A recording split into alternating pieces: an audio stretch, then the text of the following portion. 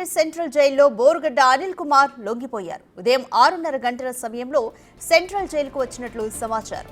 మధ్యంతరం bail పొడిగింపు లేదని, తప్పకుండా జైల్లో లొంగిపోవాలని హైకోర్టు ఆదేశించడంతో అనిల్ లొంగిపోయారు.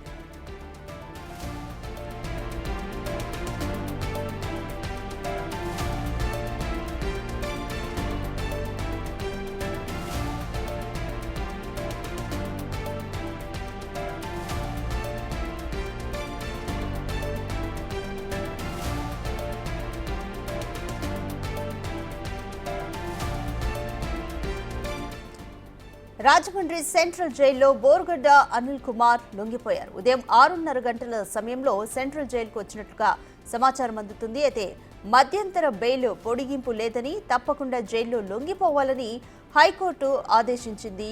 ఈ నేపథ్యంలో అనిల్ ఈరోజు ఉదయం 6:30 గంటల ప్రాంతంలో లొంగిపోయారు. మధ్యంతర బెయిల్ని పొడిగించాలంటూ హైకోర్టును ఆశ్రయించిన హైకోర్టు లొంగిపోవాలని, మధ్యంతర బెయిల్ని పొడిగించడం కుదరదని లొంగిపోవాలని ఆదేశించడంతో ఎట్టకేలకు బోరుగడ్డ అనిల్ కుమార్ ఈరోజు ఉదయం 6:30 గంటలకు లొంగిపోయారు.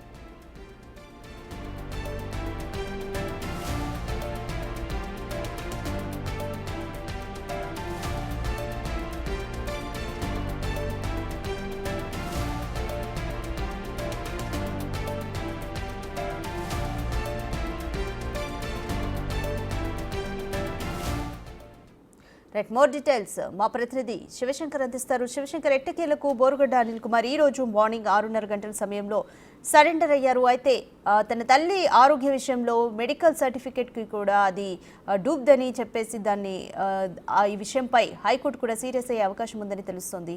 కంప్లీట్ డీటెయిల్స్ ఏ విధంగా ఉన్నాయి? అదిగా చూసుకున్నట్లయితే ఈ రోజు నిన్న సాయంత్రం 5 గంటలకే బోరగడ్డ అనిల్ అయితే వచ్చి రాజమండ్రి సెంట్రల్ జైల్లో తెలంటర్ కావాల్సి ఉండగా నిన్న సాయంత్రం రాకపోవడంతో జైలు అధికారులు కూడా సీరియస్ అయ్యారు. పూచీకరణకు సంబంధించిన వివరాలన్నీ కూడా పోలీసులకు అప్పచెప్పారు.